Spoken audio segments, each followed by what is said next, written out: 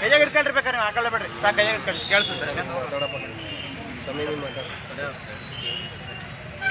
ಸ್ನೇಹಿತರೆ ನೋಡ್ರಿ, ಇವರು ಖರೀದಿಗೆ ಅಂತೇಳಿ ಬಂದವ್ರೆ. ಇವ್ರ ಅನಿಸಿಕೆ ಜಾತ್ರೆ ಬಗ್ಗೆ ಹೇಳ್ತಾರೆ, ಯಾವ ರೀತಿ ಬಂದವ್ರೆ, ಎಷ್ಟು ದಿನಗಳಿಂದ ಹುಡುಕ್ತಾರೆ ಹಸುಗಳನ್ನ, ಪ್ರತಿಯೊಂದು ಕೇಳೋಣ ಬನ್ನಿ. ಸರ್ ನಿಮ್ಮ ಹೆಸರು? ನಮ್ಮ ಹೆಸರು ಹರೀಶ್ ಅಂತೇಳಿ, ನ್ಯಾಮತಿ ತಾಲೂಕು ದಾವಣಗೆರೆ ಜಿಲ್ಲೆಯಿಂದ ಬಂದಿರೋದು. ನಾವು ಪ್ರತಿ ವರ್ಷವೂ ಬರ್ತೀವಿ. ಕಳೆದ ಬಾರಿ ಮಾಗಡಿ ಜಾತ್ರೆಗೆ ಹೋಗಿದ್ವಿ. ಇಲ್ಲಿ ಒಳ್ಳೆ ಜಾತಿ ದನಗಳೇ ಇದ್ದಾವೆ, ಆದರೆ ತುಂಬ ದೊಡ್ಡ ರೇಟಿನ ದನಗಳು ಇಲ್ಲ. ಆದರೆ ಪುಡಿ ದನಗಳು ಜಾಸ್ತಿ ಇದ್ದಾವೆ. ಆದರೆ ಏನಪ್ಪ ಅಂದರೆ ರೇಟ್ನ ಮಾಗಡಿ ಜಾತ್ರೆಗೂ ಇಲ್ಲಿಗೂ ತುಂಬ ಜಾಸ್ತಿ ಹೇಳ್ತಾರೆ ಇಲ್ಲಿ. ಈಗ 1 ಲಕ್ಷಕ್ಕೆ ಬೆಲೆ ಬಾಳೋಂಥ ದನಗಳನ್ನ 160, 170 ಹೇಳ್ತಾರೆ. ಆಮೇಲೆ 1.5 ಬಾಳೋಂಥ ದನಗಳನ್ನ 2 ಲಕ್ಷ ಮೇಲೆ ಹೇಳ್ತಾರೆ. ಹಂಗಾಗಿ ಈಗ ನಾವು ಬಯಲುಸೀಮೆಯಿಂದ ಇಲ್ಲಿ ಬಂದಿದ್ದೀವಿ ಖರೀದಿ ಮಾಡೋಕ್ಕಂತಲೇ. ಖರೀದಿ ಮಾಡೋಕ್ಕೆ ಪಾಪ ಇಲ್ಲಿರೋ ರೈತರು, ಸ್ಥಳೀಯ ರೈತರು ಯಾವುದೇ ರೀತಿ ತೊಂದರೆ ಮಾಡಿಲ್ಲ. ಅಂದರೆ ಅವ್ರದ್ದು ಏನು ಎಕ್ಸ್ಪೆಕ್ಟೇಷನ್ ಇದೆ ಆ ಎಕ್ಸ್ಪೆಕ್ಟೇಷನ್ ಹೇಳ್ತಿದ್ದಾರೆ. ಬಟ್ ನಮ್ಮ ಎಕ್ಸ್ಪೆಕ್ಟೇಷನ್ನಿಗಿಂತ ಅತಿ ಹೆಚ್ಚು ಜಾಸ್ತಿ ಮಾಡ್ತಾಯಿದ್ದಾರೆ ರೇಟ್ನ. ಏನಾಗ್ತದೆ, ಇದು ಕಡೆ ಜಾತ್ರೆ ಇರೋದ್ರಿಂದ ರೈತರಿಗೆ ಇವರು ಸ್ಪಂದಿಸ್ತಾ ಇದ್ದಾರೆ. ಬಟ್ ಸ್ವಲ್ಪ ನೋಡಿ, ಒಂದು ಆಜು ಬಾಜು ನೋಡಿ ಮಾಡಿಕೊಟ್ರೆ, ಒಂದು 5,000 10,000 ಡಿಫ್ರೆನ್ಸ್ ಮಾಡಿ ಕೊಟ್ಟರೆ ಅಂದರೆ ರೈತರು ತುಂಬ ಜನ ಬಯಲುಸೀಮೆ ರೈತರು ತಗೊಳಕ್ಕೆ ರೆಡಿ ಇದ್ದಾರೆ. ಎಷ್ಟೊಂದು ಜನ ಅರ್ಧ ಜನ ವಾಪಸ್ ಹೋಗ್ಬಿಟ್ರು, 1 ಜನ ತಗೊಳ್ತಾ ಇದ್ದಾರೆ. ಆದರೂ ಕೆಲವೊಬ್ಬರು ದುಬಾರಿ ಆದರೂ ಅಷ್ಟಿಗೆ ಒಂದು 5-10 ಸಾವಿರ ರೂಪಾಯಿ ದುಬಾರಿ ಆದರೂ ಒಂದು ತಗೊಳ್ತಾ ಇದ್ದಾರೆ. ಇನ್ನೂ ದನಗಳು ತುಂಬ ಇದ್ದಾವೆ ತಗೊಳ್ಳೋಕ್ಕೆ. ದನಗಳು ಸಮಸ್ಯೆ ಇಲ್ಲ ಇಲ್ಲಿ. ಏನಪ್ಪ ಅಂದರೆ ರೇಟ್ ಎಲ್ಲರೂ ಕೂಡ ಇಲ್ಲಿ ಸ್ಥಳೀಯ ರೈತರು ರೇಟ್ನ ಇವೇ ಮಾತ್ರ ಅವನಿಗೆ 2 ಲಕ್ಷ ಜನ ಅಲ್ವಾ? ಇವೇ ಮಾತ್ರ ಕೇಳ್ತಾ ಸೀದಾ ಹೊಟ್ಟೋಗ್ಬಿಡ್ತೀರಾ. ಯಾಕೆ ಅಂತ ಕೂತ್ಕೊಂಡು ಕೇಳ್ಬೇಕಂತ ಪರೀಕ್ಷೆ ಮಾಡಿ ವ್ಯಾಪಾರ ಮಾಡೋ ಬರೋಲ್ಲ ನಿನಗೆ ಅಷ್ಟೇ. ವ್ಯವಹಾರ ಮಾಡಿ ಅಂದ್ರೆ 2 ಲಕ್ಷ ಕೊಟ್ಟು ಅವನಿಗೆ ಖರೀದಿದಾರರಿಗೆ 2 ಲಕ್ಷ ರೀ. ಈ ಓರಿ ಬೆಲೆ ತುಂಬಾ ಐತೆ, ವ್ಯಾಪಾರ ಆತ ಅದು. ಅದರಿಂದ ನೀವು ಮಿಸ್ ಮಾಡಿದ್ರೆ ಈ ಓರಿಗೆ ಬೆಲೆ ತುಂಬಾ ಐತೆ. ಈ ಓರಿಗೆ ಬೆಲೆ ತುಂಬಾ ಐತೆ. ನಾವು ಅದಕ್ಕೆ ಕಮ್ಮಿ ಕೇಳಕ್ ಬರಲ್ಲ. ಕೇಳಕ್ ಬರ್ತದ ಬೆಲೆ ಇರೋ ಓರಿಗೆ ಬೆಲೆನೇ ಅದ.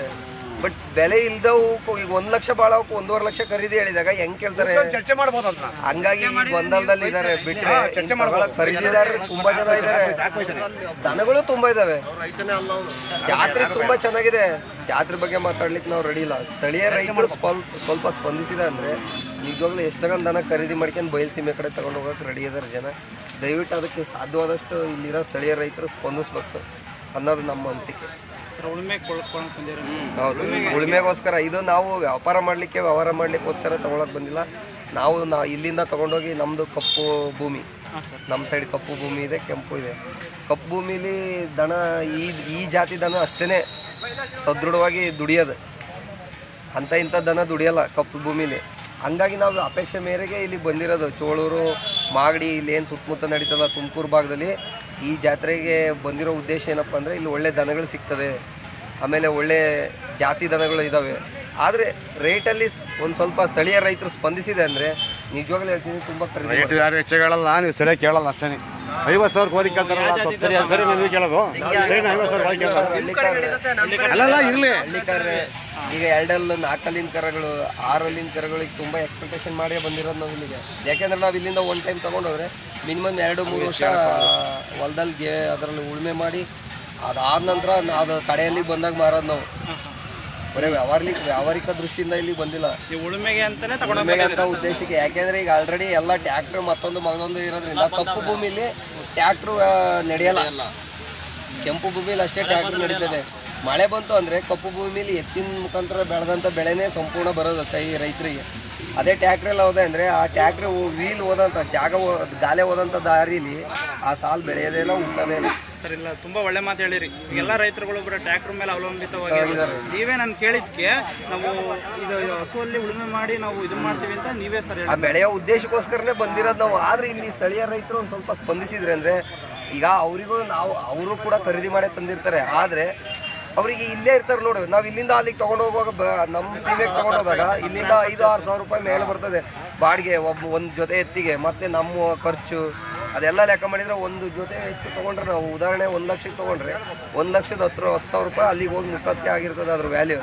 ನಾವು ಅಲ್ಲಿ ಏನಾದರೂ 1 ವರ್ಷ ಮತ್ತು ಅವಾಗ ಇದೇನು 80,000 ತಂದಿರ್ಬೋದು ನೀನು ಅಂತಾರೆ.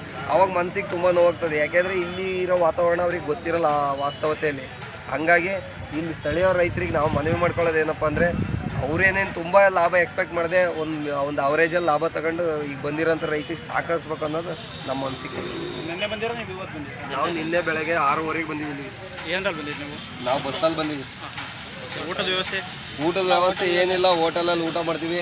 ಪಾಪ ಇನ್ನೊಬ್ರು ಯಾರೋ ರೈತರು ಅವ್ರು ಯಾರೋ ಯಾವುದೇ ಸ್ಥಳೀಯ ಮುಖಂಡರಂತ ಅವ್ರು ರಾಜಕೀಯರು ಪಾಪ ನಮ್ಮ ಹೊನ್ನಾಳಿ ತಾಲೂಕಿಂದ ಬಂದಂಥ ಒಂದು 35-40 ಜನಕ್ಕೆ ಅವ್ರ ಮನೆಯಲ್ಲಿ ಒಂಥರ ಸೆಡ್ ಥರ ಇದೆ. ಅವ್ರು ಸಂಪೂರ್ಣ ನಮಗೆ ಅಲ್ಲಿ ಕೊಟ್ಟಿದ್ದಾರೆ.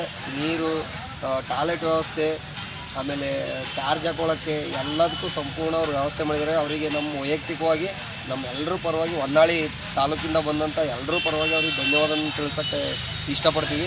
ಇನ್ನೊಂದೇನಪ್ಪ ಅಂದರೆ ಈ ಥರ ಜಾತಿ ಇದು ಏನು ಜಾತ್ರೆ ಮಾಡಿರ್ತಾರಲ್ಲ, ಈ ಜಾತ್ರೆ ಅವರು ಏನು ಗ್ರಾಮ ಪಂಚಾಯತಿ, ಚೋಳೂರು ಗ್ರಾಮ ಪಂಚಾಯತಿ ಸಂಬಂಧಪಟ್ಟಂತೆ ಪಂಚಾಯತಿಯವರು ಕೆಲವೊಂದು ಟಾಯ್ಲೆಟ್ ವ್ಯವಸ್ಥೆ, ಅಲ್ಲಲ್ಲೇ ಅರವಟ್ಟಿಗೆಗಳನ್ನ, ಕುಡಿಯೋ ನೀರಿನ ವ್ಯವಸ್ಥೆ ದಯವಿಟ್ಟು ಮುಂದಿನ ದಿನಗಳು ಮಾಡ್ಬೇಕು ಅನ್ನೋದು ನಮ್ಮ ಅನಿಸಿಕೆ ಐತೆ. ಯಾಕೆಂದರೆ ಗ್ರಾಮ ಪಂಚಾಯತಿ ವ್ಯಾಪ್ತಿಗೆ ಸಂಬಂಧಪಟ್ಟಂಗೆ ಎಲ್ಲರೂ ಸುಂಕ ಅದು ಇದು ಮತ್ತೊಂದು ಕಟ್ಟಿರ್ತಾರೆ, ಅವ್ರಿಗೆ ಆದಾಯ ಬಂದಿರ್ತದೆ. ಆ ಬೇಸಿಸ್ ಮೇಲೆ ಕೆಲವೊಂದು ಕುಡಿಯೋ ನೀರಿನ ಘಟಕಗಳನ್ನ ತೆಗಿಬೋದು, ಯಾಕೆಂದರೆ ರೈತರಿಗೆ ಅನುಕೂಲ ಆಗಂಗೆ. ಈಗ ಎಲ್ಲ ಫಿಲ್ಟರ್ ನೀರು ತಗೊಂಡು ಕುಡಿಯೋಕ್ಕೆ ಪಾಪ ಕೆಲವೊಬ್ರು ಬಡವರು ಬಂದಿರ್ತಾರೆ, ಅವರಿಗೆ ಕಷ್ಟ ಆಗ್ತದೆ. ಶುದ್ಧ ಕುಡಿಯೋ ನೀರಿನ ಘಟಕ ಒಂದು ಮಧ್ಯದಲ್ಲಿ ಒಂದು 2-3 ತೆಗೆದ್ರೆ ಮುಂದಿನ ದಿನಗಳಲ್ಲಿ ಅದು ಯೂಸ್ ಆಗುತ್ತೆ. ಯಾಕೆಂದರೆ ಎಲ್ಲರೂ ಕೂಡ ಬಾಟ್ಲ್ ನೀರು ಕುಡಿಯೋಕ್ಕಾಗಲ್ಲ. 10 ರೂಪಾಯಿ 20 ರೂಪಾಯಿ ಕೊಟ್ಟು ಶುದ್ಧ ಕುಡಿಯೋ ನೀರಿನ ಘಟಕ ಭಾಳ ಅಂದರೆ 10-12 ಲಕ್ಷ ರೂಪಾಯಿ ಸರ್ಕಾರ ಒನ್ ಟೈಮ್ ಇನ್ವೆಸ್ಟ್ ಮಾಡೋದಿದೆ ಅಂದರೆ ಅವರಿಗೆ ಕನಿಷ್ಠ ಒಂದು 10-15 ವರ್ಷ ಬರ್ತದೆ. ಅದು ಎಷ್ಟು ರೈತರು ಕುಡಿತಾರೆ, ಎಷ್ಟು ಹೆಲ್ಪ್ ಆಗ್ತದೆ. ಆ ಥರ ವ್ಯವಸ್ಥೆಗಳನ್ನ ದಯವಿಟ್ಟು ಮಾಡಿಕೊಡ್ಬೇಕು. ಇಲ್ಲಿ ಶೌಚಾಲಯಗಳ ವ್ಯವಸ್ಥೆ ಮತ್ತೊಂದು, ಯಾಕೆಂದರೆ ವ್ಯವಸ್ಥಿತವಾಗಿ ಚೆನ್ನಾಗಿದೆ ವಾತಾವರಣ ಎಲ್ಲ. ಈಗ ಈ ಥರ ವಾತಾವರಣ ಸಿಗೋದೇ ಕಷ್ಟ. ಅದು ಹದಗೆಡಬಾರ್ದಲ್ಲ, ಮುಂದಿನ ಪೀಳಿಗೆಗೆ ಅದನ್ನ ಹಂಗೆ ಉಳಿಸ್ಕೋಬೇಕಲ್ಲ. ಇವತ್ತು ಜಾತ್ರೆ ಉಳಿಬೇಕು. ಈಗ ಇವತ್ತು ಜಾತ್ರೆ ಇರೋಕ್ಕೆ ನಾವು ಅಲ್ಲಿಂದ ಬಂದೀವಿ. ಮುಂದಿನ ಪೀಳಿಗೆಗೆ ಅದು ಹಂಗೆ ಮತ್ತೆ ಮಾದರಿಯಾಗಿ ಇರಬೇಕು ಅನ್ನೋದು ನಮ್ಮ ಅನಿಸಿಕೆ. Thank you.